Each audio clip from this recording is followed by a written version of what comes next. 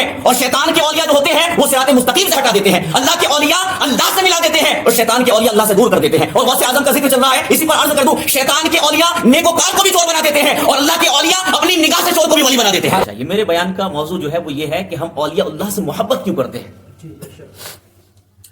قرآن و سنت میں ان کی کرامات ہی کا ذکر نہیں ہے، بلکہ ان کی زندگی کے جس پہلو کو اٹھا کر آپ دیکھیں گے خوبی ہی نظر آئے گی آپ کو، وہ اعلیٰ مقام پر فائز نظر آئیں گے ہر فیلڈ، ہر میدان کے اندر، چاہے وہ محدث کی حیثیت ہو، چاہے وہ ایک فقیہ کی حیثیت سے ہو، چاہے وہ ایک مفتی کی حیثیت سے ہو، چاہے وہ ایک مناظر کی حیثیت سے ہو، وہ اپنی قوم کے درمیان ممتاز نظر آتے ہیں۔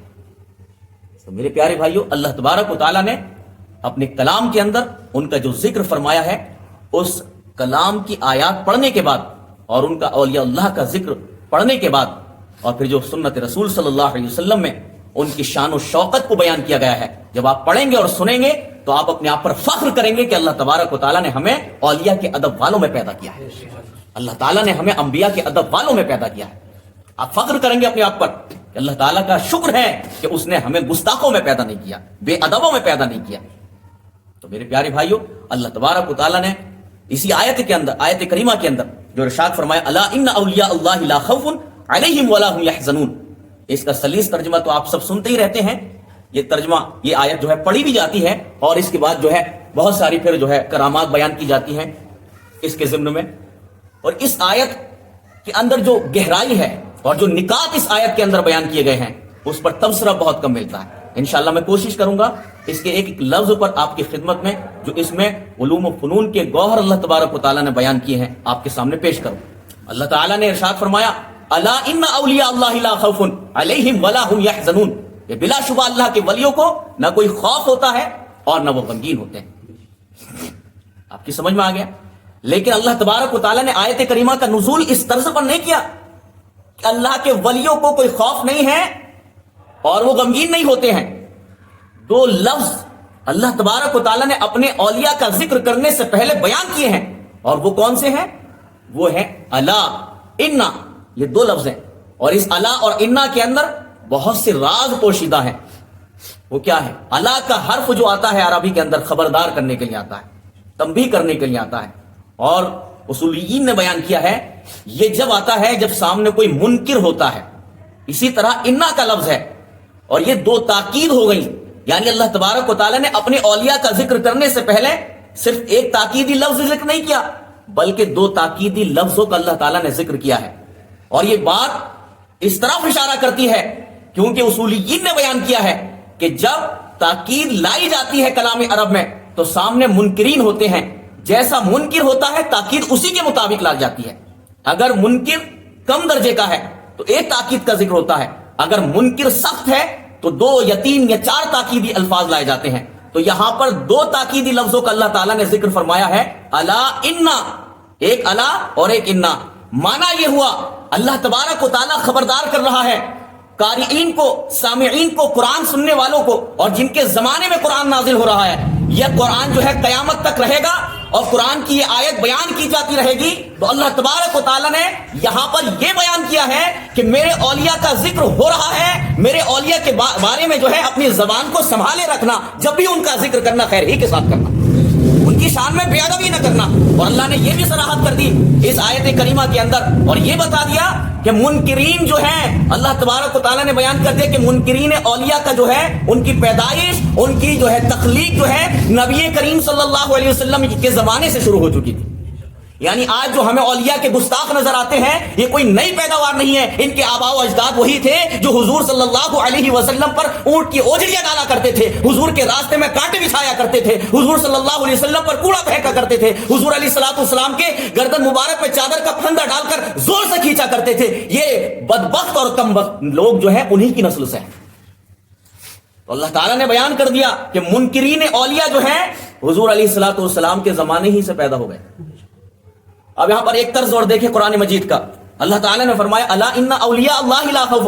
اللہ تعالیٰ تو اس طرح بھی ارشاد فرما سکتا تھا نا کہ اللہ اس طرح فرماتا کہ اولیاء کو کوئی خوف نہیں ہے، اولیاء کو کوئی خوف نہیں ہے، لیکن اللہ تبارک و تعالیٰ نے اولیاء کی نسبت کو اپنی طرف کیا، اس میں جلالت کی طرف کیا۔ یعنی اللہ تعالیٰ نے مضاف بیان کیا اولیاء کو، اور یہاں پر جو اضافت جو ہے یہ طلبہ بیٹھے ہیں جانتے تشریفی ہے، یعنی عظمت کو ظاہر کرتی ہے، اشرفیت کو ظاہر کرتی ہے۔ اس میں کیا فلسفہ ہے کہ اللہ تبارک و تعالیٰ نے اس طرز پر آیت نازل فرمائی کہ اللہ کے ولیوں کو کوئی خوف نہیں ہے، وہ غمگین نہیں ہوتے ہیں۔ اللہ تعالیٰ نے اس طرح آیت کیوں نازل نہیں فرمائی کہ اللہ نے اس طرح نازل نہیں فرمائی کہ ولیوں کو کوئی خوف نہیں ہے؟ تو جب آپ قرآن مجید کی اسٹڈی کریں گے، قرآن مجید کو پڑھیں گے، سورۃ النساء کے اندر آپ ایک آیت پائیں گے۔ وہ آیت کیا ہے؟ وہ آیت ہے فَقَاتِلُوا أَوْلِيَاءَ الشَّيْطَانِ، کہ شیطان کے اولیاء سے قتال کرو۔ تو معلوم ہوا کہ اللہ تبارک و تعالیٰ نے اس راز کو جو ہے سورۃ النساء کے اندر جو ہے اجاگر فرما دیا ہے کہ میں نے اولیاء اللہ یہاں پر کیوں ذکر کیا ہے؟ کیونکہ قرآن کے قاری کو اور قرآن کے سننے والے کو کہیں یہ وہم پیدا نہ ہو جائے کہ اولیاء اللہ، اللہ تبارک و تعالیٰ کے اولیاء جو ہیں، اللہ تبارک و تعالیٰ کے ولی جو ہیں، اگر اللہ تبارک و تعالیٰ تنہا یہ ذکر فرماتا کہ ولیوں کو کوئی خوف نہیں ہے تو یہ وہم ہو جاتا، اشتباہ پڑ جاتا کہ ولی کون سے ہیں، شیطان کے ولی ہیں یا جو ہیں اللہ کے ولی ہیں۔ تو سورۃ النساء کے اندر اللہ تبارک و تعالیٰ نے یہ صراحت فرما دی کہ شیطان کے اولیاء اور ہوتے ہیں، اللہ کے اولیاء اور ہوتے ہیں۔ اللہ کے اولیاء تو صراط مستقیم تک لے جاتے ہیں، اور شیطان کے اولیاء جو ہوتے ہیں وہ صراط مستقیم سے ہٹا دیتے ہیں۔ اللہ کے اولیاء اللہ سے ملا دیتے ہیں، اور شیطان کے اولیاء اللہ سے دور کر دیتے ہیں۔ اور غوث اعظم کا ذکر چل رہا ہے، اسی پر عرض کر دوں، شیطان کے اولیاء نیکوکار کو بھی چور بنا دیتے ہیں، اور اللہ کے اولیاء اپنی نگاہ سے چور کو بھی ولی بنا دیتے ہیں۔ تو یہ مختصر میں نے آپ کے سامنے اس کی تشریح پیش کی ہے۔ اور پھر یہاں پر لا خوف اللہ تبارک و تعالیٰ نے ذکر کیا ہے، مطلقاً ذکر کیا ہے، یعنی یہ نہیں فرمایا اللہ تعالیٰ نے لا خوف فی الدنیا یا فی الآخرہ، بلا قید کے اللہ تعالیٰ نے ذکر فرمایا ہے، بلا قید کے اللہ تعالیٰ نے ذکر فرمایا۔ اس کے اندر بھی بڑے راز پوشیدہ ہیں، یعنی یہ اللہ کے جو اولیاء تمہیں نظر آتے ہیں مختلف، ان کے اندر اللہ تبارک و تعالیٰ نے ان کو بشارت یہ دی ہے، یہ اعزاز بخشا ہے، یہ جب دنیا کے اندر رہیں گے تو دنیا کے اندر یہ نہ تو حیوانات سے ڈریں گے، نہ چرند پرند سے ڈریں گے، نہ جانوروں سے ڈریں گے۔ آپ نے دیکھا ہوگا اللہ کے ولی دنیا جب دنیا سے رخصت ہو جاتے ہیں تو ان کے بہت سارے اولیاء کے مزارات پر شیر آج بھی حاضری دیا کرتے ہیں۔ اور غوث اعظم کے بارے میں تو مشہور شعر ہے نا، شیر کو خطرے میں لاتا نہیں کتا تیرا۔ دوسری طرف بھی تو اللہ کے ولی تھے نا، تو اللہ کے اولیاء کو اللہ تعالیٰ یہ اعزاز بخشتا ہے کہ اللہ تعالیٰ ان کو جو ہے بے خوف کر دیتا ہے۔ دنیا کے اندر ہے تو بے خوف ہیں، اور جب قبر میں جائیں گے تو بے خوف ہوں گے، نہ منکر نکیر کا ان کو خوف ہوگا، نہ قبر کی وحشت کا خوف ہوگا، نہ قبر کی تنگی کا خوف ہوگا۔ اور جب میدان محشر میں جائیں گے نہ انہیں میزان کا خوف ہے، نہ انہیں جو ہے پل صراط کا خوف ہے، نہ بائیں ہاتھ میں نامہ اعمال ملنے کا خوف ہے، بلکہ اگر یہاں پر یہ جملہ ایڈ کر دوں، بلکہ خوف زدہ لوگوں کے بھی خوف کو دور کرنے والے ہوں گے اللہ کے ولی۔ اب اللہ کے ولیوں کی تو یہ شان ہے میرے پیارے بھائیوں، آپ اندازہ لگائیں۔ ایک جاوید احمد غامدی کا نام آپ نے سنا ہوگا کہ وہ اس بات کا انکار کرتے ہیں کہ اولیاء کوئی مخصوص جماعت نہیں ہے، یہاں پر تو جو ہے ایمان والے مراد ہیں۔ حالانکہ ہم تو اس کا انکار نہیں کرتے ہیں، لیکن ہم کہتے ہیں ایمان والوں میں سے بھی یہاں پر ایک مخصوص جماعت مراد ہے، کیونکہ اللہ تبارک و تعالیٰ نے آگے یہاں پر ذکر فرمایا ہے، کیا فرمایا؟ الذین آمنوا وکانوا یتقون، یعنی وہ کون ہوتے ہیں؟ ایمان والے ہوتے ہیں۔ پھر ایمان والے ہوتے ہیں، یہ جملہ عام تھا، یعنی تعمیم بعد تخصیص۔ پھر اللہ تعالیٰ نے فرمایا کہ وہ جو ہے کون ہوتے ہیں؟ تقوی والے ہوتے ہیں۔ ہر مومن جو ہے میرے بھائیوں متقی نہیں ہوتا، ہر مومن متقی نہیں ہے۔ اس لیے پتا چلا ہر مومن متقی نہیں ہے تو ہر مومن ولی بھی نہیں ہے، لیکن ہر ولی مومن ضرور ہوا کرتا ہے۔ اب آپ نے دیکھا اللہ تبارک و تعالیٰ نے اپنے اولیاء کی کیا شان بیان کی ہے، تو ہم اللہ کے ولیوں سے کیوں محبت نہ کریں؟ کیوں ہم ان کی یادیں نہ بنائیں؟ کیوں ہم ان کے ذکر نہ کریں؟ ان کے نام کی محفلیں کیوں نہ سجائیں؟ اب یہ تو تھا اللہ تعالیٰ نے اپنے کلام کے اندر ان کے مرتبوں کو بلند کیا ہے، اور جو اللہ کے ولیوں سے بغض رکھتے ہیں، اللہ کے ولیوں سے دشمنی رکھتے ہیں، اللہ تعالیٰ کی طرف سے کیا سزا ہے ان کے لیے۔ وہ بخاری کی حدیث آپ سنیے، امام بخاری نے اس کو بیان کیا، امام مسلم نے بیان کیا، امام بیہقی نے بیان کیا، امام ابو نعیم اصفہانی نے بیان کیا، کئی محدثین نے اپنی اپنی کتب کے اندر اس کی تخریج کی ہے۔ وہ کیا ہے؟ مختصر جملہ ہے، آپ سنیے۔ اللہ تبارک و تعالیٰ فرماتا ہے، رسول اللہ نے فرمایا کہ من عادى لی ولیا، کہ جس نے میرے ولی سے دشمنی کی، جس نے میرے ولی سے دشمنی کی، فآذنتہ بالحرب، فآذنتہ بالحرب، تو میں اس سے جنگ کا اعلان کرتا ہوں۔ لیکن بات اسی پر ختم نہیں ہو جاتی، اللہ تبارک و تعالیٰ نے یہاں پر ولیین کا لفظ کیا، مرزا انجینئر ایک اس میں اسپیچ میں کہہ رہا تھا یہاں پر جو ہے، یہاں پر بھی مخصوص لوگ ہیں، حالانکہ ایسا کچھ نہیں ہے، یہاں پر جو ہے نکرہ واقع ہوا ہے ولیین، اور اللہ سبیل بدلیت، جس نے قرب الہی پا لیا، یہ لفظ ہر حق اس شخص پر جو ہے اس کا اطلاق کیا جائے گا۔ تو یہاں پر اللہ تعالیٰ نے نکرے کا لفظ یہاں پر اللہ تعالیٰ نے یعنی پیغام تو اللہ تعالیٰ کا ہوتا ہے، الفاظ اگرچہ رسول اللہ کے ہوں، تو یہاں پر جو ہے حدیث کے اندر جو ہے نکرہ لفظ واقع ہوا ہے، یعنی اللہ کا وہ بندہ جس نے قرب الہی پا لیا ہو۔ اچھا ولی جو ہے یہ صرف اس شخص کو شامل نہیں ہوتا جو غیر نبی ہوتا ہے مقام، یعنی اس نے جو اللہ تعالیٰ کا قرب حاصل کر لیا ہو، بلکہ یہ جو ہے عام ہے، یہ غیر نبی کو بھی شامل ہوگا جو مقام جس نے اللہ تبارک و تعالیٰ کا قرب حاصل کر لیا ہو، اور اس نبی کو بھی حاصل ہوگا جو وصف نبوت سے جو ہے متصف ہوتا ہے، یعنی جو نبی وصف نبوت سے متصف ہے وہ وصف ولایت سے بھی متصف ہوگا۔ تو میں کہتا ہوں کہ یہاں پر جو ہے اللہ تبارک و تعالیٰ نے ارشاد فرمایا کہ میرا ولی جس سے ان نے دشمنی کی ہے، اگر کوئی شخص اس سے دشمنی کرتا ہے تو اگر ولی سے مراد کوئی نبی ہے یعنی نبی کی توہین کرتا ہے تو اس حیثیت سے یعنی اس کی گستاخی کفر ٹھہرے گی۔ مطلب یہ ہے کہ ولی کی گستاخی کبھی جو ہے کفر ٹھہرے گی اور ولی کی گستاخی کبھی گمراہیت ٹھہرے گی۔ اگر مطلقاً وہ ولی کی گستاخی کرتا ہے اور اس میں کوئی تخصیص نہیں کرتا تو وہ جو ہے اس پر بڑا سخت حکم لگے گا۔ بہرحال اللہ تبارک و تعالیٰ نے یہاں پر فرمایا میں اس سے جنگ کا اعلان کرتا ہوں۔ آپ قرآن مجید سورہ فاتحہ سے لے کر سورہ ناس تک پڑھ جائیے، نماز چھوڑنے والے کے لیے اللہ تعالیٰ نے یہ ارشاد نہیں فرمایا کہ جو نماز چھوڑتا ہے میں اس سے جنگ کا اعلان کرتا ہوں۔ روزہ چھوڑنے والے کے لیے اللہ تعالیٰ نے یہ ارشاد نہیں فرمایا کہ جو روزہ چھوڑتا ہے میں اس سے جنگ کا اعلان کرتا ہوں۔ لیکن جب بات آتی ہے اللہ کے ولی کی تو اللہ تعالیٰ اتنا سخت جملہ ارشاد فرماتا ہے کہ جو میرے ولی سے دشمنی کرتا ہے میں اس سے جنگ کا اعلان کرتا ہوں۔ اس میں کیا ہے؟ اس میں یہ ہے کہ جب کوئی شخص نماز پڑھتا ہے تو نماز اگر اس کی مقبول ہو جائے تو نماز اس کو جو ہے عذاب قبر سے بچائے گی، نماز جو ہے اس کو میدان محشر میں عذابات الہی سے بچائے گی۔ لیکن جو اللہ کے ولی ہوتے ہیں وہ خادم دین ہوتے ہیں، وہ غازیان اسلام بھی ہوتے ہیں، وہ مجاہد بھی ہوتے ہیں۔ جب کوئی دین پر حملہ کرتا ہے تو وہ دین کے تحفظ کی خاطر دین کی سرحد پر کھڑے ہو جاتے ہیں اور اس کا دفاع کرتے ہیں، یعنی وہ نماز کو بھی بچاتے ہیں، وہ روزے کو بھی بچاتے ہیں، وہ نظام زکات کو بھی بچاتے ہیں، وہ احکامات اسلام کو بھی بچاتے ہیں۔ جس طریقے سے موسیٰ علیہ السلام کے دور کو آپ دیکھیں، جب توحید پر جو ہے فرعون نے حملہ کیا تو دفاع کے لیے کھڑا کون ہوتا ہے؟ تحفظ کے لیے کھڑا کون ہوتا ہے؟ حضرت موسیٰ کھڑے ہوتے ہیں۔ جب نمرود کھڑا ہوتا ہے اور حملہ آور ہوتا ہے دین پر اور توحید پر تو دفاع کے لیے اور تحفظ کے لیے کھڑے کون ہوتے ہیں؟ ابراہیم خلیل اللہ کھڑے ہو جاتے ہیں۔ تو یہ بھی مقام ولایت پر بھی فائز ہیں اور مقام نبوت پر بھی فائز ہیں۔ اور اسی طریقے سے جب دین پر حملہ آور ہونے کے لیے اصحاب کہف کے دور کے اندر دقیانوس بادشاہ کھڑا ہوتا ہے تو یہ جماعت اولیاء کی کھڑی ہو جاتی ہے اور دین کا تحفظ کرتی ہے، دین کی حفاظت کرتی ہے۔ اور اسی طریقے سے پیارے آقا علیہ السلام کے دور کے اندر بڑے بڑے ابو جہل، عتبہ، شیبہ کھڑے ہوتے ہیں، توحید پر حملہ کرنے کے لیے کھڑے ہوتے ہیں تو پیارے آقا علیہ السلام کے جانثار صحابہ آپ کے ساتھ جو ہے ڈھال بن کر کھڑے ہو جاتے ہیں، دین کا دفاع کرتے ہیں۔ اس کے بعد میدان کربلا آتا ہے، یزیدی لشکر دین پر حملہ آور ہونے والا ہوتا ہے تو سرحد پر امام حسین کا وہ نورانی قافلہ کھڑا ہو جاتا ہے۔ تو امام حسین اور یہ تمام اولیاء جو ہیں نہ صرف میرے پیارے بھائیوں نماز بلکہ دین کے تمام احکامات کو بچاتے ہیں۔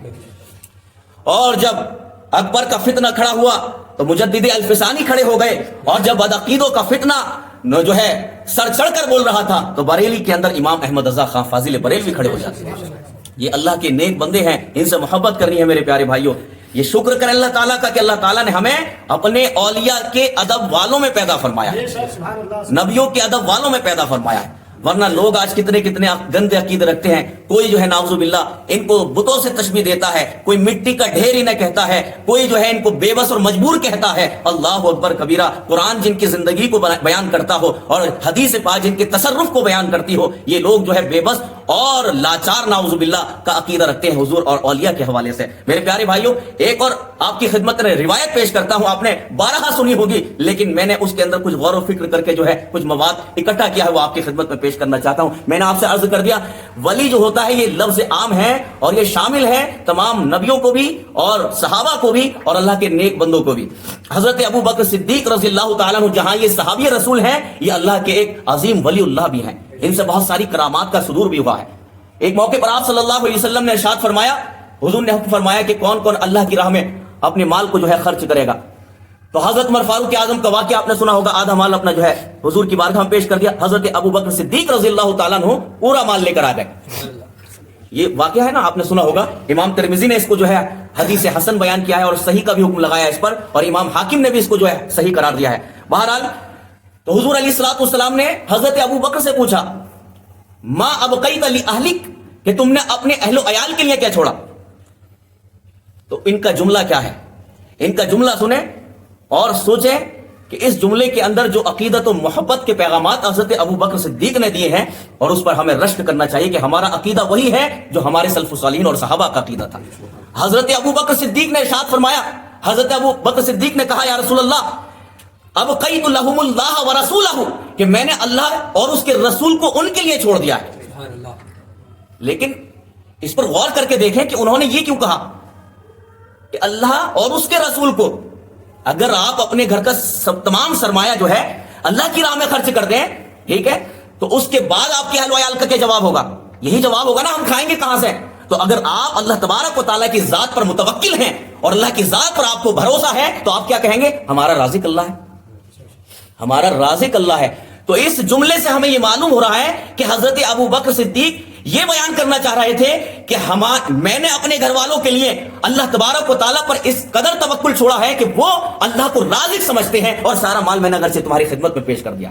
لیکن بات یہاں پر ختم نہیں ہوتی، بات یہاں پر شروع ہوتی ہے کہ حضرت ابو بکر صدیق نے اللہ کا ذکر کیا۔ بات تو سمجھ میں آتی ہے، لیکن بات یہاں پر آتی ہے جو محلے اعتراض ہے کہ رسول اللہ صلی اللہ علیہ وسلم کا ذکر پھر کیوں کیا، حالانکہ رازق تو اللہ ہے، حالانکہ رازق تو اللہ ہے۔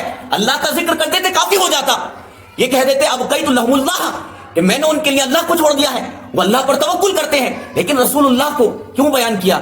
تو جب ہم ذخیرہ حدیث پر غور کرتے ہیں تو ہمیں معلوم ہوتا ہے حدیث پاک کے اندر یہ الفاظ موجود ہیں، اور عقیدہ فراہم کرتے ہیں اور عقیدہ بیان کرتے ہیں اہل سنت کا، انما انا قاسم واللہ یعطی، اور اللہ تبارک میں بانٹنے والا ہوں اور اللہ تبارک و تعالیٰ عطا کرنے والا ہے۔ گویا کہ ابو بکر صدیق یہ عقیدہ دے رہے تھے کہ اگرچہ رازق اللہ ہے لیکن بانٹنے والے رسول اللہ ہیں، بانٹنے والے رسول اللہ ہیں۔ دوسرا احتمال جو مجھے اس میں نظر آیا وہ یہ تھا کہ حضرت ابو بکر صدیق یہ بیان کرنا چاہ رہے تھے کہ یا رسول اللہ صلی اللہ علیہ وسلم کہ میں نے ان کے لیے اللہ کی اور اس کے رسول کی محبت کو چھوڑ دیا ہے، اللہ کی اور اس کے رسول کی محبت کو چھوڑ دیا ہے۔ لیکن بات یہاں پر پھر ایک یہ نکل کر آئے گی کہ مال تو رسول اللہ کی بارگاہ میں پیش کیا جا رہا تھا نا، تو اگر یہ کہہ دیا جاتا ابقیت لہم رسول اللہ، کہ میں نے اللہ کے رسول کو ان کے لیے چھوڑ دیا ہے، یعنی ان کی محبت ان کے لیے چھوڑ دی ہے، تو اللہ عز و جل کا پھر ذکر کیوں؟ تو یہاں سے تو فلسفہ ہمیں سمجھ میں آتا ہے کہ حضور علیہ الصلوۃ والسلام کے یہ صحابی ہمیں یہ بتا رہے تھے کہ یعنی حضور علیہ الصلوۃ والسلام کی جو محبت ہے وہ اللہ کی محبت ہے، اور جو اللہ کی محبت ہے وہ رسول اللہ کی محبت ہے۔ فاتبعونی یحببکم اللہ، ہمیں یہ راز بتاتا ہے کہ جس نے رسول اللہ کی اتباع کی اس نے جو ہے اللہ کو محبوب بنا لیا۔ ایک پہلو یہ بھی نظر آتا ہے اس کے اندر، ایک احتمال کہ حضور علیہ الصلوۃ والسلام کو یہ بتانا چاہ رہے تھے یا ہمیں پیغام دینا چاہ رہے تھے کہ میں نے ان کے لیے جو ہے اللہ اور اس کے رسول صلی اللہ تعالی علیہ وسلم کو چھوڑ دیا ہے، یعنی کمال ایمان، یعنی اللہ تبارک و تعالیٰ پر جو کمال ایمان ہے اور جو رسول اللہ صلی اللہ علیہ وسلم پر جو کمال ایمان ہے میں نے ان کے لیے چھوڑ دیا ہے۔ یعنی اب وہ ان کو نہ تنگ دستی روک سکتی ہے، نہ ان کو جو ہے فاقے پریشان کر سکتے ہیں، ان کو کچھ پریشان نہیں کر سکتا۔ میں نے اللہ اور اس کے رسول پر ان کے لیے کامل ایمان کو چھوڑا ہے۔ تو یہ میرے پیارے بھائیوں کچھ نکات ہیں آپ کی خدمت میں عرض کیے ہیں۔ میرے استاد صاحب جو ہے بالواسطہ میرے استاد ہیں، بیٹھے ہوئے ہیں، انشاءاللہ عز و جل اگر کوئی اصلاح کی بات آئے گی تو ضرور میری انشاءاللہ بات کو اصلاح کریں گے۔ لیکن اللہ قرآن مجید میں اپنے اولیاء کی جو ہے بڑی شان بیان کرتا ہے، رسول پاک صلی اللہ علیہ وآلہ وسلم نے بھی بڑی شان بیان کی ہے، تو پھر ہم ان سے کیوں محبت نہ کریں؟ اب دیکھیں اللہ تبارک و تعالیٰ انعام کیا عطا فرماتا ہے اپنے اولیاء کو، انعام اپنے اولیاء سے محبت کرنے والوں کو انعام کیا عطا فرماتا ہے۔ آپ نے جو ہے سورۃ الکہف پڑھی ہوگی، اس کا واقعہ آپ کا مشہور ہے، آپ نے سنا ہوگا کہ جب وہ صاحبان غار جو تھے غار کی طرف جا رہے تھے، ان کے پیچھے ایک کتا جو تھا، قطمیر شاید اس کا نام ہے، ان کے پیچھے پیچھے چل دیا تھا، اور جو ہے وہ غار کے دہانے پر، غار کے منہ پر جو ہے اپنی جو ہے ذرا کو، اپنی باؤں کو جو ہے بچھا کر بیٹھ گیا۔ تو ان اولیاء اللہ نے جو ہے اس کو بھگانا چاہا، اس کو وہاں سے دور کرنا چاہا، کیونکہ اگر وہ شور کرتا تو دقیانوس کے جو سپاہی تھے وہاں تک آ جاتے اور ان کو گرفتار کر لیتے۔ اب آپ دیکھیں کہ اللہ تبارک و تعالیٰ کے اولیاء سے جو محبت کر لیتے ہیں اللہ تعالیٰ ان کو کیا اعزاز اور انعام عطا فرماتا ہے۔ تو اللہ تبارک و تعالیٰ کی بارگاہ میں اس کتے نے عرض کیا، تفسیر قرطبی کے اندر وہ پورا واقعہ موجود ہے، اس نے اپنے ہاتھوں کو اٹھا دیا اور عرض کیا کہ اللہ مجھے بولنے کی طاقت دے دے۔ اللہ تعالیٰ نے اس کو بولنے کی طاقت عطا فرما دی، اور الفاظ موجود ہیں، اس نے یہ کہا تھا واللہ انی احب اولیاء والصالحین، کہ میں اولیاء سے اور صالحین سے خدا کی قسم محبت کرنے والا ہوں، میں شور کرنے والا نہیں۔ اب آپ اندازہ لگائیں کہ ایک کتے کی محبت کو آپ دیکھیں، وہ اپنی باؤں کو بچھا کر جو ہے اپنی ذرا کو وہیں پر بیٹھا ہے، اور اللہ تبارک و تعالیٰ نے اس کو قوت گویائی عطا فرما دی، گویا کہ وہ کتا بھی یہ پیغام دے رہا تھا دنیا کے کتوں کو کہ سن لو، اللہ کے ولیوں کے درباروں میں بھونکا نہیں جاتا بلکہ زانو تلمس طے کیا جاتا ہے۔ وہ ادب سکھا رہا تھا، اور پھر اللہ تعالیٰ نے اس کو یہ انعام بخشا ہے۔ آپ اندازہ لگا لیں کہ وہ بلعام بن باورا، اہل علم نے بیان کیا ہے، اس کی شکل میں جنت میں داخل کیا جائے گا۔ ایک کتے کی قسمت کس وجہ سے بدلی ہے؟ اللہ کے ولیوں سے محبت کرنے کی وجہ سے۔ تو پتہ چلا جو اللہ کے ولیوں سے محبت کرتے ہیں اللہ تعالیٰ ان کی تقدیروں کو بھی بدل دیتا ہے، ان کی حقیقتوں کو بھی بدل دیتا ہے۔ اللہ تبارک و تعالیٰ سے دعا ہے ہم تمام کو ان باتوں کو یاد رکھنے اور دوسروں تک اس کا پیغام پہنچانے کی توفیق عطا فرمائے۔ ہمارے استاد صاحب